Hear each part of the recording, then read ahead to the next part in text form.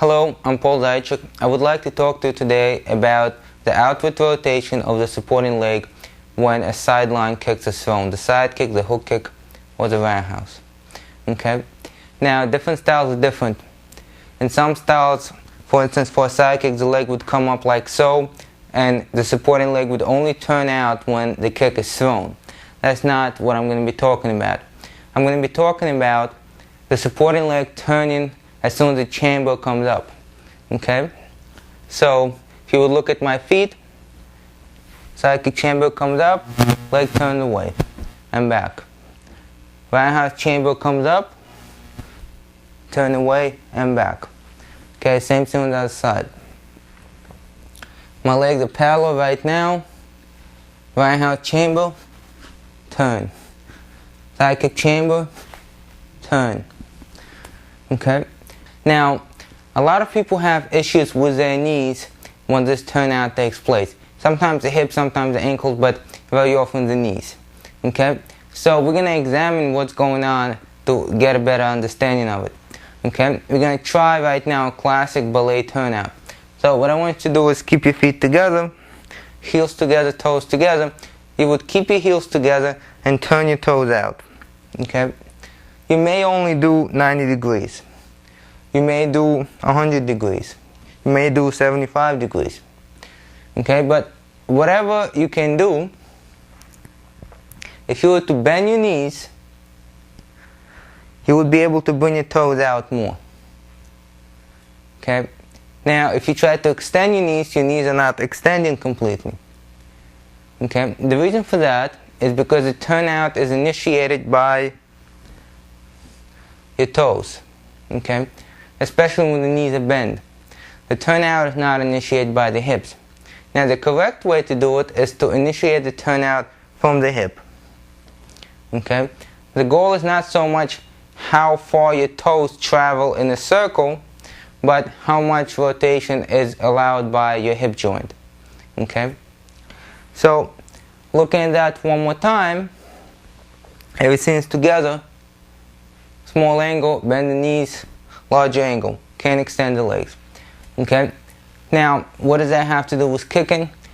When you throw a kick, if instead of naturally turning your hip out, you're thinking in your head, okay, my target is right here, I'm going to throw a side kick, and you turn the toes out, looking at your toes, making sure that your toes are turned out, instead of feeling your hip turning out, you turn your toes out. Very often people do this with the knees bent. So now you try to throw a kick, you have your upper leg turn more inward than your lower leg. Okay? So what happens when you have the upper leg turn more than the lower leg?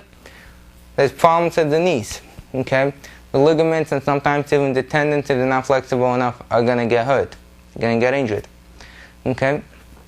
So that's pretty much the issue that's happening there. Now the ways to correct it, number one, you have to have flexibility. Your inward rotators, gluteus minimus, gluteus medius, tensor fasciae lata, they rotate the hip inward. So when you rotate the hip outward, you actually stretch them. Okay, so they have to be flexible enough to allow for complete outward rotation for sideline kicks. Okay, not a lot of people have that, unfortunately. That's number one. And number two, the muscles that rotate the leg out, okay, gluteus maximus, the deep six, sometimes even sartorius, those muscles must be strong enough to rotate the leg. Okay, and very often people have both of those issues. Not enough flexibility and not enough strength. Okay, and if you do not have that, do not turn your leg out more than you can. Okay, because very often the instructors say on the first day, especially if this is how the kicks are done in your style, make sure that your supporting toes are facing away from the target. So a student automatically turns away, okay, and then when the kick is thrown, bottom leg, the bottom of the foot is turned, upper leg is turned the other way, palm to the knee. You may not get the palms right away, but after a few weeks or a few months of doing it, your knee is going to start showing you some kind of inflammation or some kind of painful progression there. Okay, so If you can't turn from the hip with the knee straight all the way, don't. Do as much as you can. Okay? Practice your kicks that way. It's not the most biomechanical correct way to do it if you kick this way in your style, but it doesn't matter. Because after a while you'll be able to turn out more. If you feel like time is passing by, you can't turn out, then you have to do the stretches for the inward rotators to allow to the outward rotation of your hip, and you also have to strengthen your outward rotators. Don't worry about the inward rotators of your hip, because the inward rotators are very often also the abductors, so every time you throw the sideline kick they're strengthened. Okay? It's the outward rotators that usually do not have enough strength, as well as very often there's a lot of strength that's being built up for the inward rotators and not enough flexibility.